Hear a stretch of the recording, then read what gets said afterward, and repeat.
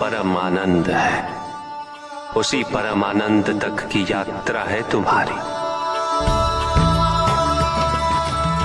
ये यात्रा आनंद के सानिध्य की है, ये यात्रा सानिध्य के आनंद की है।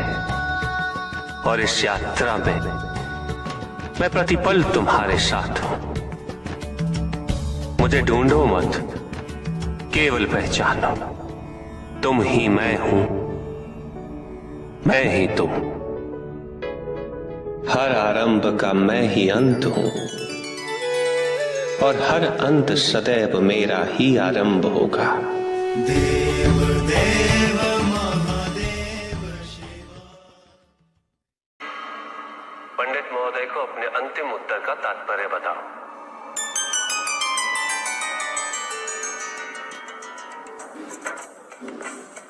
तात्पर्य यह है पंडित जी, इस जगत में एक गुण, दो गुण, तीन गुण, पांच गुण, ये सारे आरोपण मानव का मस्तिष्क करता है।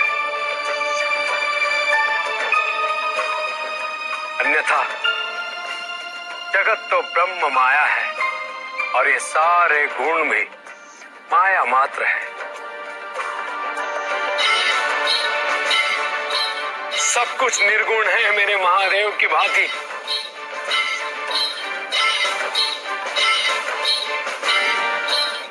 और गुण तो मात्र लीला का नाम है। साधु साधु साधु साधु। किंतु प्रभु,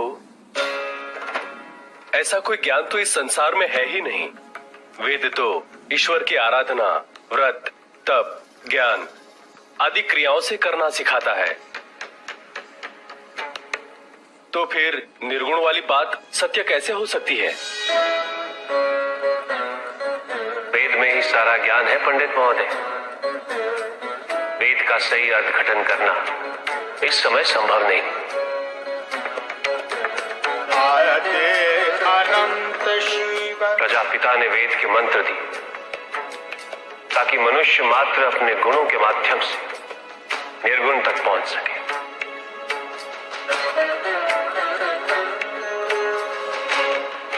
किंतु आप सब गुणों की मीमांसा में ही रुक गए। प्रश्न भी आपका और उत्तर भी आप ही का। व्रत, तप, दान, यज्ञ इत्यादि से ही संसार का निर्वाह होता है। किंतु उसी वेद में ईश्वर प्राप्ति के लिए निर्गुण बनने का मार्ग छिपा हुआ है। उस ज्ञान को आप देख नहीं पाते पंडित महोदय। इसीलिए अपने आप को देवताओं से अधिक ज्ञानी समझते।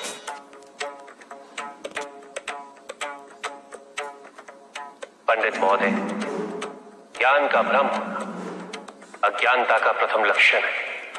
इस प्रकार भरे हुए पात्र में कुछ नहीं समाता, उसी प्रकार ज्ञान के अहंकार से भरे मन में अधिक ज्ञान नहीं समाता।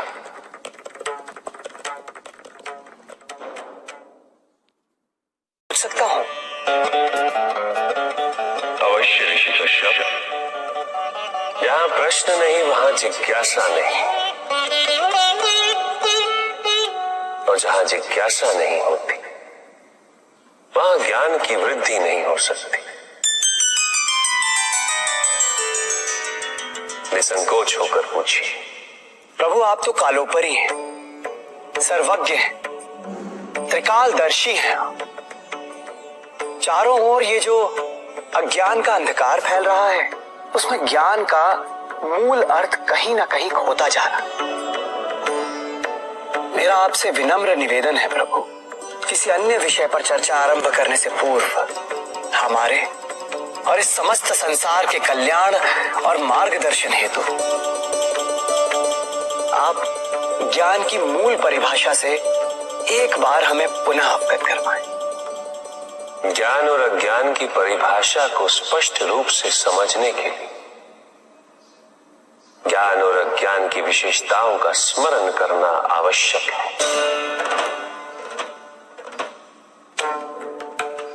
जिसके कारण स्वार्थ, विनाश, क्रूरता, अशांति और भय में वृद्धि हो, वह ज्ञान है। किंतु जो व्यक्ति को उदार, निर्भीक, सहनशील और विनम्र बनाए, वही ज्ञान है। अज्ञान की शक्तियां दुरुपयोग करने हेतु प्रेरित करती हैं, किंतु जो अपनी शक्तियों और अपने सामर्थ्य के प्रति अपने उत्तरदायित्व को समझाए, जो न केवल अपने अपितु अपने से पहले संसार के उद्धार हेतु प्रोत्साहित करे, वो ज्ञान है। ज्ञान का मूल उद्देश्य ही परोपकार है, सृजन है। दूसरों की भावनाओं को समझना, उनका आदर करना, यही ज्ञान है। क्योंकि ज्ञान हमें न केवल अपने अपितु दूसरों के दुख और सुख के प्रति भी संवेदनशील बनाता है। किंतु जो दूसरों की भावनाओं का अनादर करे, उसे ज्ञान की श्रेणी में कैसे रखा जा सकता है? अज्ञान के कारण व्यक्ति सांसारिकता में बंधता जाता है, वो माया में उलझता जाता है। अज्ञान परम सत्य से दूर ले जाने का माध्यम है, किंतु ज्ञान व्यक्ति को परम सत्य की ओर ले जाता है। ज्ञान मुक्तिदायक है, मोक्ष का मार्ग है, और इस मुक्तिदायक ज्ञान का सर्वोच्च रूप है आत्मज्ञान, और यही ज्ञान की पूर्णता भी है। ज्ञान और अज्ञान का ये अंतर संसार में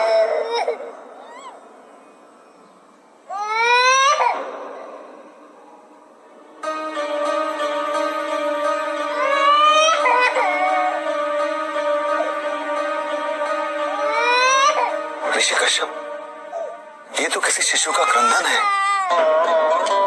विदर्भ देश के राजा और मेरे भक्त सत्यार्थ का पुत्र चालू देश के राजा ने सत्यार्थ की हत्या कर दी। सत्यार्थ की पत्नी ने अपने शिशु के साथ अपनी रक्षा करने हेतु वन में शरण ली, किंतु अब तो वो भी मृत्यु को प्राप्त हो चुकी है। भक्ति का उचित मार्ग बताए हमें, ताकि मेरी भांति दूसरा कोई भूल ना करे। भक्ति मुक्ति का आधार है पुष्पधर, और मुक्ति तो केवल समर्पण से ही संभव होगी। और समर्पण के लिए पुष्प नहीं, स्वर्ण नहीं, आभूषण भी नहीं, रत्न नहीं, धन नहीं, विधि विधान नहीं, केवल अपने मन को अर्पित करना अनिवार्य है। जानना चाहते हो पुष्पधर कि वो कौन से पुष्प हैं जो मुझे अत्यंत प्रिय है? इंद्रियों का नियंत्रण, दया, शांति, तप, क्षमा, ध्यान और सत्य। और जब कोई मेरी इन पुष्पों से आराधना करे, मैं अवश्य प्रसन्न होता हूं। भक्ति में भव्यता आवश्यक नहीं है पुष्पधर, अभी तो सरलता आवश्यक है। भक्त के लिए ये समझना अत्यंत कठिन हो जाता है। प्राय भक्ति कब मोह में परिवर्तित हो जाती है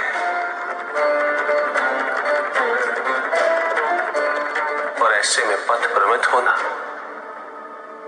अनिवार्य है।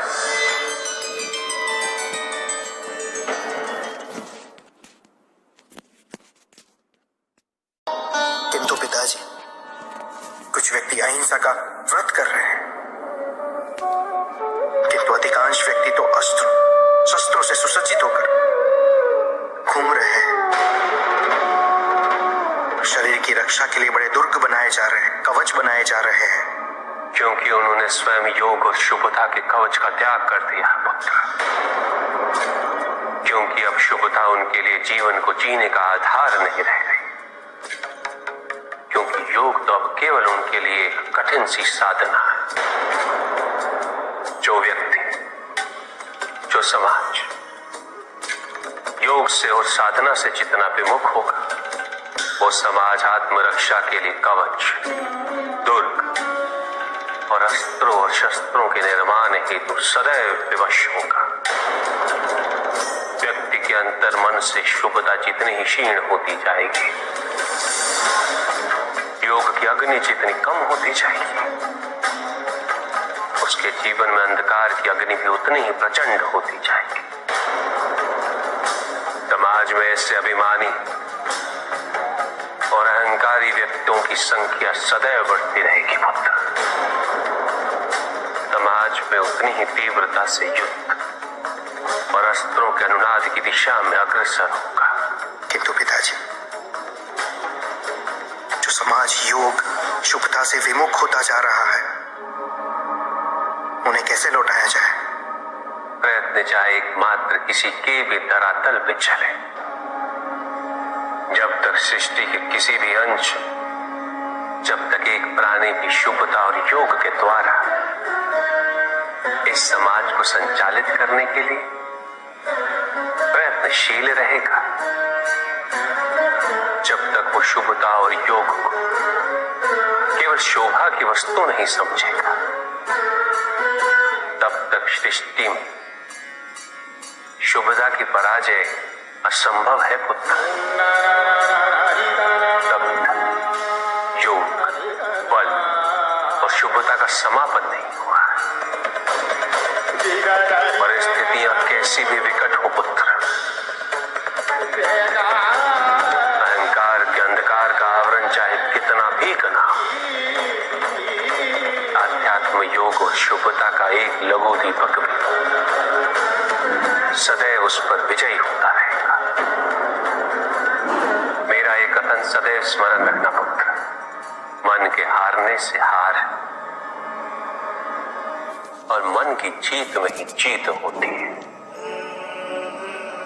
अपने मन से शुभता और योग को तुम कभी भी विस्थापित नहीं होने देना।